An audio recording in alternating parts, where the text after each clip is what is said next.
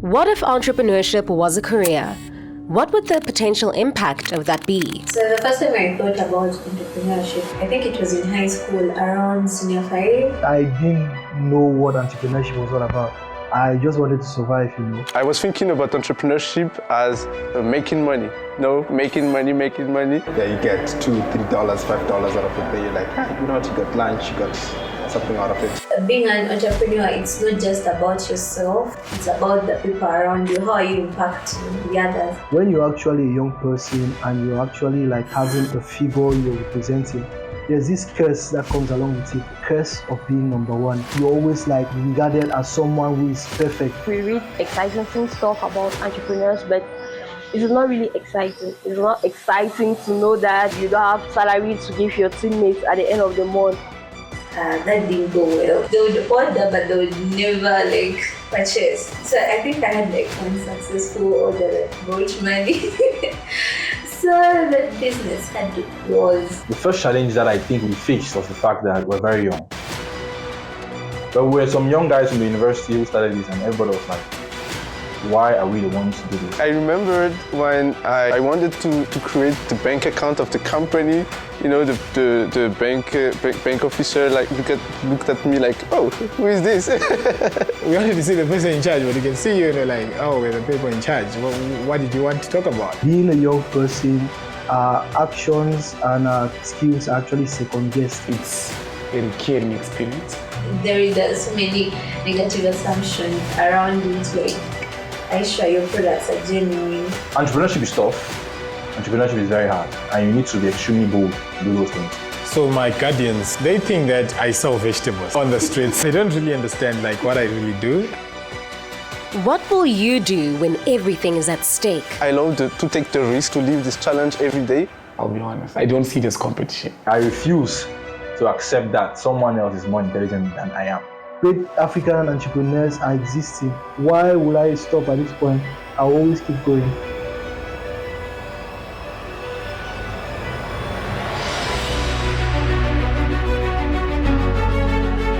Welcome to The Journey. I'm Didi Onwu, your host for the next few weeks as we follow these change makers. Every episode will follow the entrepreneurs as they navigate how to refine their business models, secure their customers, and scale their businesses. Each entrepreneur will set their own targets and try and reach them. Through their ups and downs, we'll explore topics such as job creation, revenue growth, storytelling, and the art of balancing being young and running their businesses. For the past 12 years, the Anzisha Prize has championed very young African entrepreneurs. Each year, we go on a mission to find Africa's brightest and youngest entrepreneurs between the ages of 15 and 22 who are running job-generative businesses that are transforming their communities. For the very first time in 2021, we took you along the ride to find these young people and find out more about what they do and how they do it. They're innovative risk takers who are showcasing that entrepreneurial skills are a necessity. Now they're on their own journeys to scale their businesses and a chance to win one of 4 grand prizes worth $10,000 each. Revenue growth, job creation, storytelling, and implementation of tools. Who will stumble? Who will be victorious? You'll have to wait and see. Each entrepreneur is assigned a business coach who will act as a voice of reason and a sounding board when the going gets tough. Coaches will help entrepreneurs implement better business practices that will help them grow and scale their businesses. My name is Lemekeza Brethia Chilanga-Kavai, but you can call me Keza, and I'm a venture partner at the Anzisha Prize. Being a venture partner means that you play a supportive role to the entrepreneurs on our fellowship program. Wear many different hats. The first hat being coaching our entrepreneurs with the cohort that we each are assigned to. We have to coach them through their challenges in their businesses and just help them find solutions for problems that they encounter. On top of that, we also help them implement the systems of delivery in their businesses and help them do that through after they've done the learning weeks. Business isn't easy. It's even more difficult when you're juggling school and pressures of being young. Munyaradzi had to learn early on to let go of those pressures and focus on what matters. I am from Harare. I am the COO at FarmArt. We started FarmArt rather because of a deep compassion in the way agriculture is not treat it as a business, especially for small-scale farmers. I was deeply inspired about what farmers were trying to do, and then also realized that they didn't have access to finances. And then from then on, obviously, as you go deeper, you start to understand what the real problem is, and then start solving what the pain point is. And why I'm inspired to work in this sector is I believe food sells. Since McDonald's started, all they've been doing is making sales. So obviously food is not going anywhere, and food is here to stay. So I thought it would be best off that I invest my time and my talent into food. One of my uncles runs a company, and during my university breaks, I used to go and work there. So his influence was obviously major on me being an entrepreneur. And obviously seeing him run on a day-to-day, fortunately I was good in certain things that were important to him. And I got very close, saw how it's done. And yeah, I fell in love. I fell in love with how technology was changing people's lives. At some point, I was running lessons for math to some students in my community, and obviously getting paid a certain amount. So maybe it obviously compounded to me being then an entrepreneur. We started in 2019 at the National University of Science and Technology in Nastin, Mlawa here in Zimbabwe. So what actually happened was that we went roaming in town and we met this lady who was selling tomatoes, and we helped her sell. She was having so many challenges to do so. And after that instance, we then sat back and thought, we could do something about this. And in trying to come up with a solution, FarmArt was born. FarmArt is basically a service provider for farmers. So it gives farmers mainly, number one, access to markets. So it connects farmers with buyers, and we're using technology to do it. That is artificial intelligence and an online platform as well as a mobile app to be able to do this. Our goals to make sure, number one, farmers get fair prices for their produce. Number two, to be able to supply all the major restaurants, hotels in Harare and across Zimbabwe with produce from our own farmers. When we started, we completely bootstrapped. So it was money from my pocket, money from Ryan's pocket to fund the business, which is difficult. When he was growing up, he was a shy, quiet boy, but very hardworking. He was one person who, when he feels he wants to do something, he would do it right to completion. Munya was content with whatever is available at the time. For as long as you explain to him, this is what we have for now, he wouldn't give you problems. So that's how he was when growing up. Munya's mom was very much into business, buying and selling things. So somehow I think he could have picked one or two traits from the mother. One challenge that's specific is communication. Very hard to communicate with farmers. They're distant, they are far away, they barely use their phones. And when dealing with rural farmers, most of them are not computer literate. They don't understand when you tell them we have a platform. So you actually have to water down what you're offering them. So that's one of the biggest factors that really affect us. The second one, it's the socioeconomic situation here in Zimbabwe. So you cannot ask $100 out of someone who cannot put food on the table. So you really need to put your solution in a way that in as much as they're paying, they're also increasing their own household income. One opportunity is, it's Africa, it's fresh soil. Nobody's tilled on this soil before, so there's tons of opportunities for us. So with every 10, there's a problem, and with every problem, is a business opportunity. Hiring is super hard. I think for every entrepreneur, it's very hard for you to decide who's going to be on your team, what you're going to be paying, and are they worth it. So yeah, that to me has been the hardest thing ever. Munya is my older brother, blood, and he's also my boss at FarmArt Africa. Usually I take stock, I procure farm produce, the likes of potatoes, eggs. I also look for restaurants to sign up with. Actually very professional, not as I thought. You're thinking he's my brother, and all that, but it's actually a very professional thing, and it's strictly business. And how did your parents react when you said this is what you wanted to do? The conversation is still on. people still deeply feel it would be proper for me to get a job, to be employed, and work under somebody, or someone that's more certain, obviously. That is because this startup has a lot of uncertainties involved. But yeah, it was difficult for my grandma, my dad, my aunt. Everyone was raging because they thought that if I'm able to just get to be a normal person, it would work out.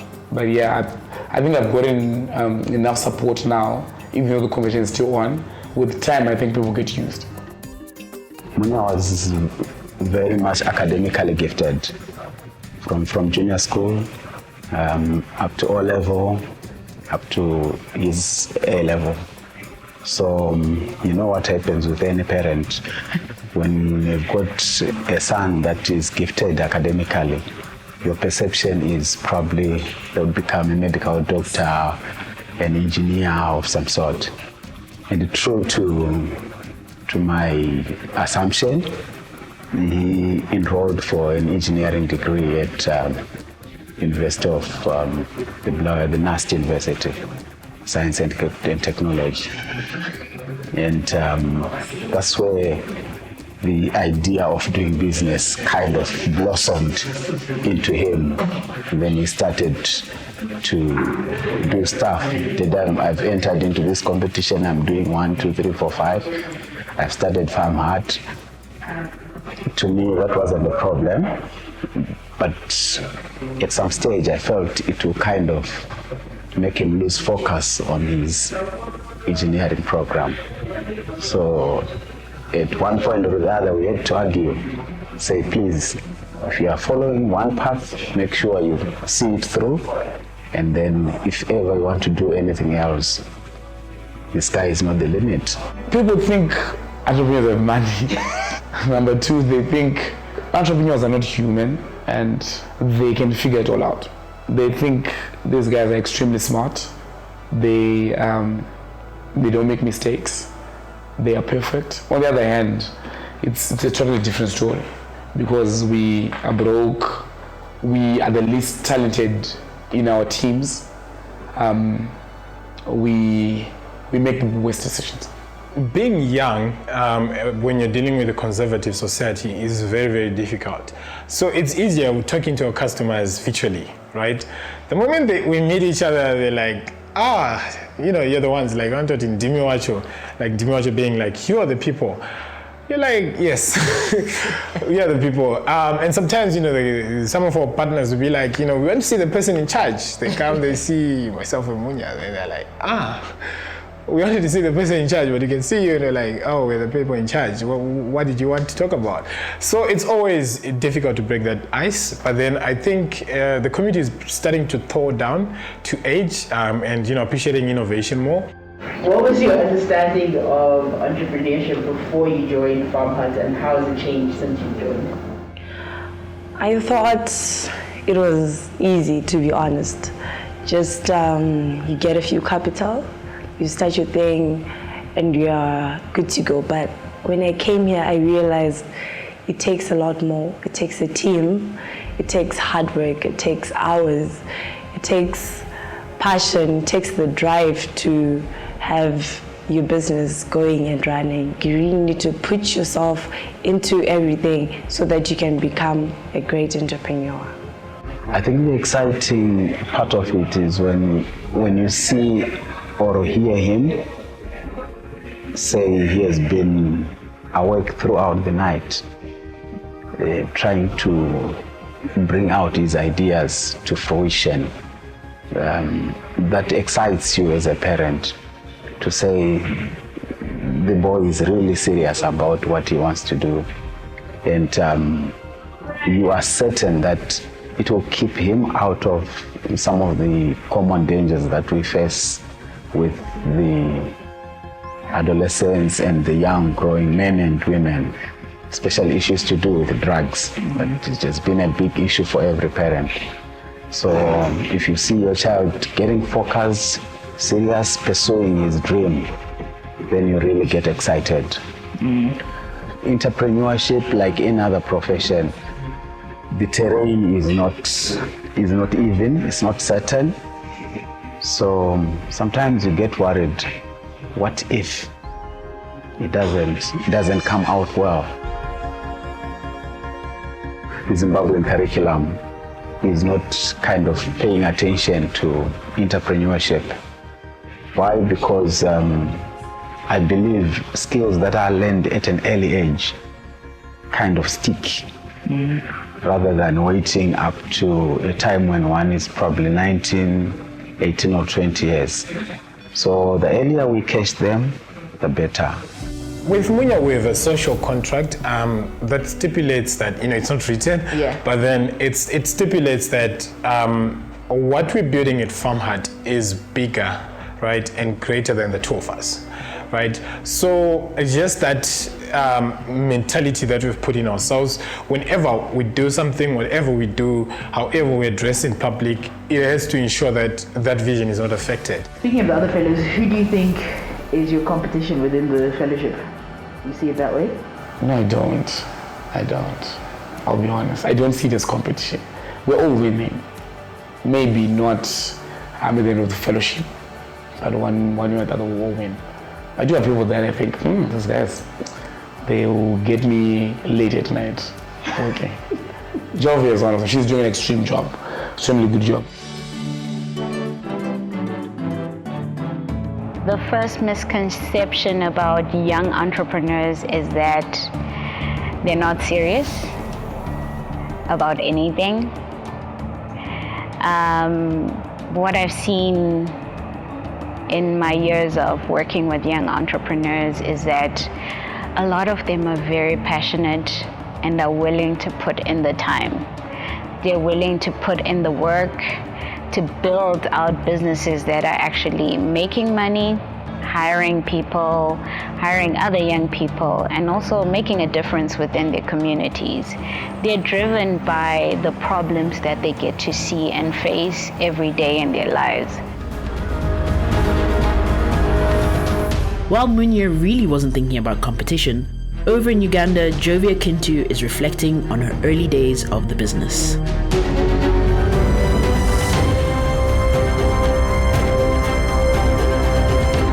Is Jovia.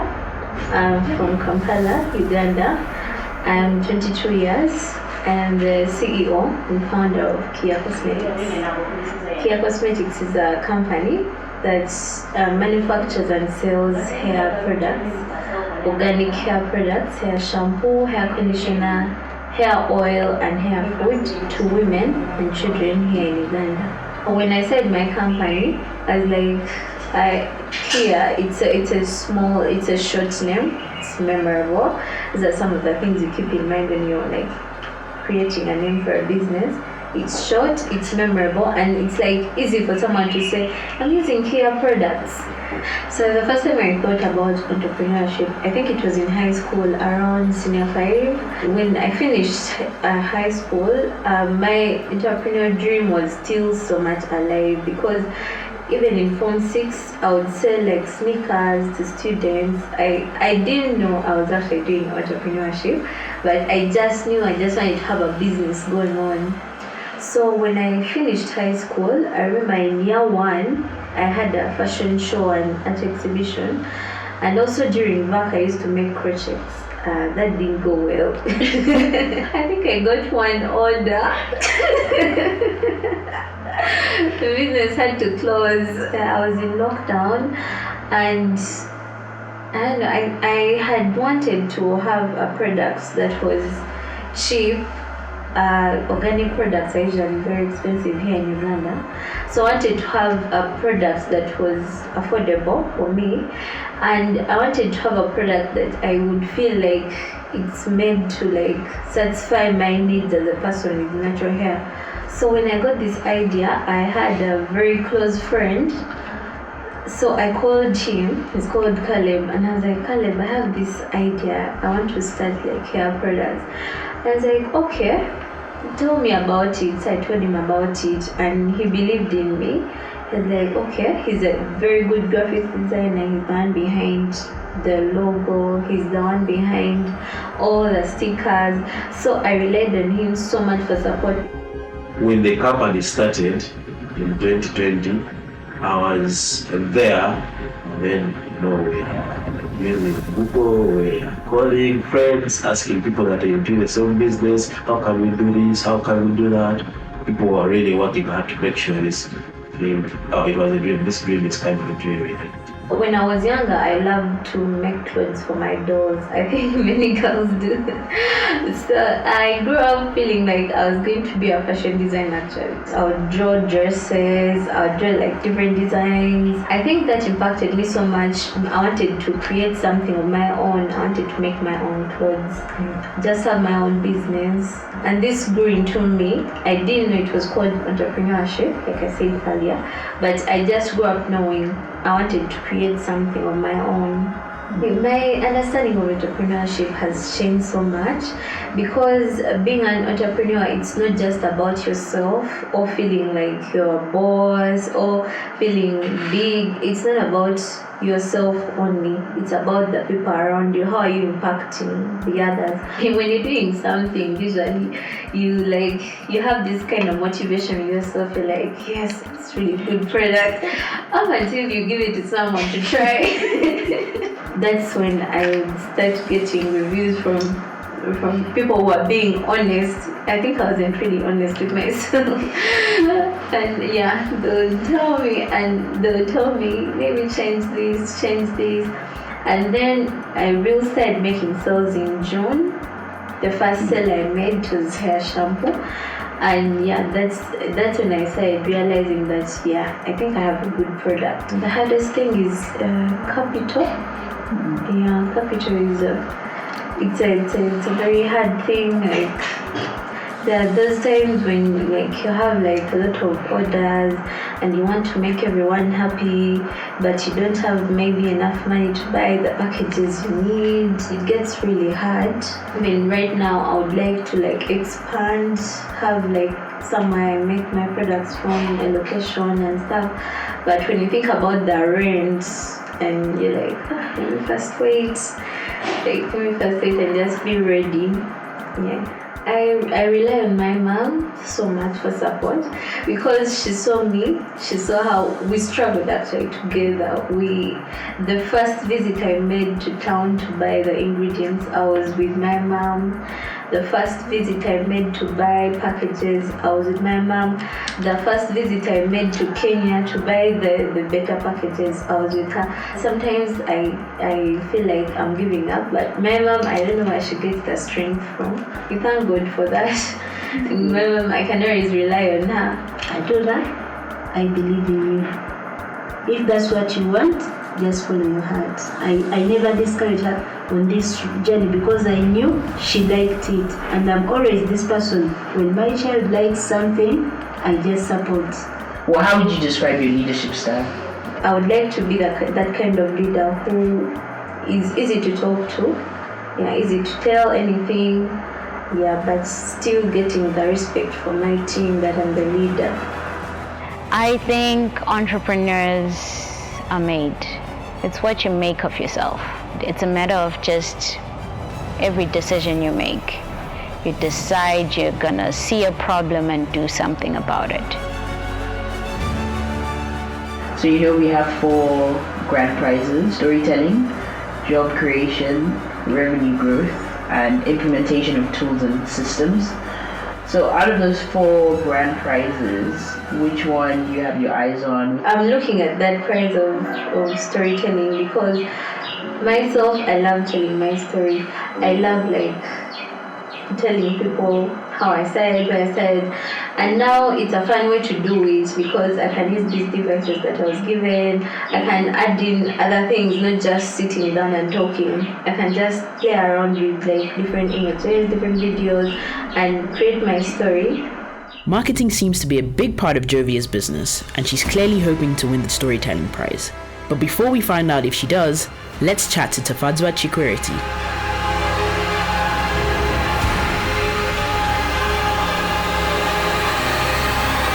My name is Tafadzwa Chikwereti. I'm from Zimbabwe. I'm currently 23 years old. My business is eAgro, where we're helping smallholder farmers get access to finance and extension services through digital means. Growing up in a farm ecosystem and seeing how my mom did it, my dad did it, I got the motivation to say, when I grow up, I want to make a difference in the agricultural sector, where also my dad was doing mill agri investments, which was refining vegetables. So that kind of got to me in a subconscious way. And when I got to high school, I actually realized that I have the potential to make a difference and to actually make something out of it. That's when I started what was then called FastJet. I'd like to believe so. Then it evolved to eAgro, where we're now focusing on finance and extension services for smallholder farmers. When I was 19, I was thinking more of getting airtime and getting money for data. Then started a group for farmers and another group for buyers. We're just simply taking the produce from the other group and sending it to the other group with the buyers. Then we'll get probably $1 or $2 for each transaction. So from that, I was thinking, all right, this is actually good. I'm getting airtime, I'm getting data, I'm getting a little bit of money. But I wanted to do more about it. I had ideas that I had. But for those ideas, I always thought I'll start when I finish varsity. That was 4 or 5 years from that time. And I was thinking, all right, I should start when I finish varsity. But then I actually interacted with some young entrepreneurs. Back then it was Ryan Katai. He was actually doing it whilst, I think it was in the first or second year in varsity. He was actually making a difference and actually doing it with FarmArt. Then I actually got down to the book, talked to my co-founder Gordon. I said, all right, we need to actually take this somewhere and actually do something serious about it. My name is Emerenziana Chikwereti. I am the mother of Tafadzwa Chikwereti. Tafadzwa was someone who was very industrious. He just wanted to experiment with different things. Were you shocked when he said, Mom, I want to become an entrepreneur, start eAgro? I was not shocked because I knew I used to be an entrepreneur myself. I used to sell some chickens, clothes, toys, and many things, and he would help me in that venture. At first I felt he might be too young for that because he's still in school, so I thought that would disturb his studies, but I am seeing him prospering now, so I've changed my line of thought. I would like to believe that the entrepreneurial spirit is something that I learned over time. What I believe that cause in me is mainly outgoing and trying to do everything I can. That has helped me in my entrepreneurial journey, because it requires you to be doing a lot of things and to wear different hats at different moments. You can be doing finances today, you can be doing sales tomorrow, you can be doing coding today. You have to do a lot of things at the same time, and you have to be able to articulate them well. I got Gordon on board through WhatsApp. I sent him a dossier of what I was planning for back then. I started as FastJet, but then I had labeled it Agro. It was AgroCut, AgroLink, and AgroTech. So I just sent them what I was thinking and how to do it. Then I wanted to hear, I didn't ask him to say come on board, but I just wanted to hear what he thinks about it. We had an exciting journey during high school, and we could take pictures, take videos, then take some time to edit and everything. So we spent much of our time together and we really enjoyed it. And then came high school. He was the senior prefect, I was the prefect, and we were shaping also our leadership skills and everything. It has been an exciting journey, and I've come to learn of the other side of Tafadzwa. The one where that's of a serious guy. If he says we are supposed to do this, sometimes he puts the friendship aside and we mean business. So it has been one of those opportunities where I get to learn his other side. I've seen a good number, not all of them, a good number of young entrepreneurs that are actually really good with managing the money that they get. And I feel like they're able to steward some of the finances that they get within their businesses. So they really can be trusted. I think it's a matter of talking to them, understanding them. Here in Zimbabwe, the job market is not accessible. Many children especially those who finish university. They have the potential to succeed, but the environment is not permitting. So it worries me a lot as a parent. But as for Tafazo, I'm happy because he has found his own way of maybe escaping from this harsh environment. I think one of the hardest things in Zimbabwe is the inconsistent policies that are out there. So you do realize that today there's one policy, tomorrow there's another one, and that really doesn't support the entrepreneurial spirit and limits the growth of entrepreneurs. I feel that most of the times being an entrepreneur in Zimbabwe, you have to be ready for everything and anything that can come your way, and you have to be prepared for the worst that can come. I see my age being an advantage when it comes to how we adopt tech and how we use it and how we're able to adapt to the startup requirements. So you realize with a young team, our roles are constantly changing, and what we have to do is constantly changing day by day. And our team is not structured to say you only do ABC on ABC days. Being young allows us to learn a lot, change a lot of things, and continue to adapt and grow. Also at the same time, being young limits how people perceive and how people take us. Most people don't take us seriously due to age because they don't believe that we have the potential or we actually have things that can revolutionize their business or their way of doing business. For my part, it was relatively easy when we started because when we were doing the first years and second year, the pressure was it was better than what it currently is when I'm in my fourth year. So in my fourth year, you have a lot of things that are required. You have to have a dissertation, you have to do your normal courses, you have exams coming through, and you have a lot of projects that you have to do. So balancing the time between entrepreneurship with eAgro and schoolwork becomes a little bit taxing on my time and freedom and things that I would like to do outside eAgro and schoolwork. I sometimes feel like I'm missing my child even when he's there because I do not have enough time with him as a mother. He's always busy with his things and traveling around the world. Some of my friends do have 9-to-5 jobs, and sometimes I really do envy them because having a 9-to-5 job means you have a stable salary, you know what you're getting. I'm very proud of him. I'm happy to see him doing his own thing, and me as a parent also being there to witness all that. And again, I think his entrepreneurship business will support him for life and us as a family. I can't say I crave stability because most of the things that I do are not stable. Because I like doing a lot of things at the same time, as I've mentioned, and I also like doing things that have a lot of thrill, like going bungee jumping, racing, or something like that. So having something that's stable would probably work for a few months, but will probably bore me along the way. I believe young people can be supported to choose entrepreneurship by actually preaching them what it actually is and how it works and showing them the truth about entrepreneurship.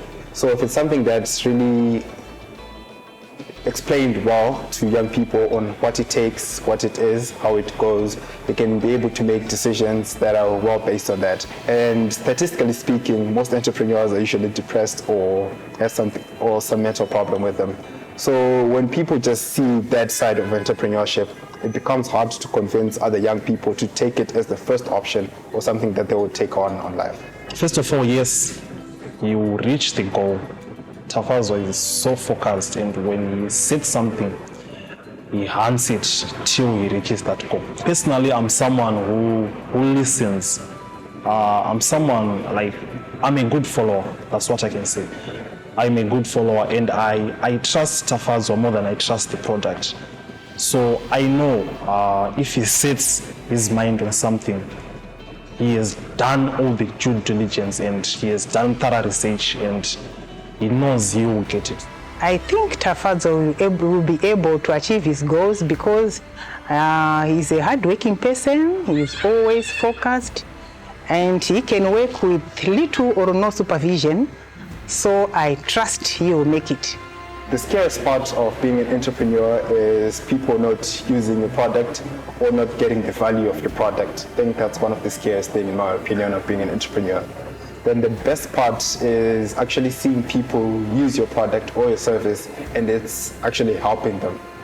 I think seeing their faces light up when they know what the problem is affecting their crop, then they tell you, thank you very much, I had a problem with this, I couldn't do this. Then them actually coming to you telling you, I couldn't get financing before, but I now actually get inputs for my season in time. It's actually something that's really fun.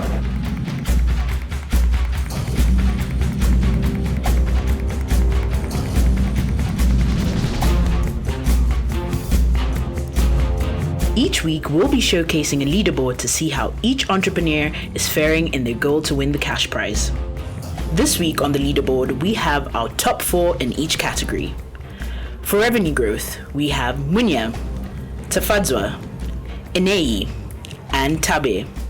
For job creation, we have Enei, Tabe, Isa, and Rebecca. For storytelling prize, we have Martin Sure, Grace, Rebecca, and Jovia. Lest we forget, we have 4 cash prizes worth $10,000 each. We heard Munya say there is no competition. Jovia has her eyes set on the storytelling prize, and Tafadzwa has the support of his team. You'll have to wait and see who wins. Next week, we'll be introduced to more entrepreneurs vying for the cash prize. Until then, don't forget to follow us on social media. See you next time.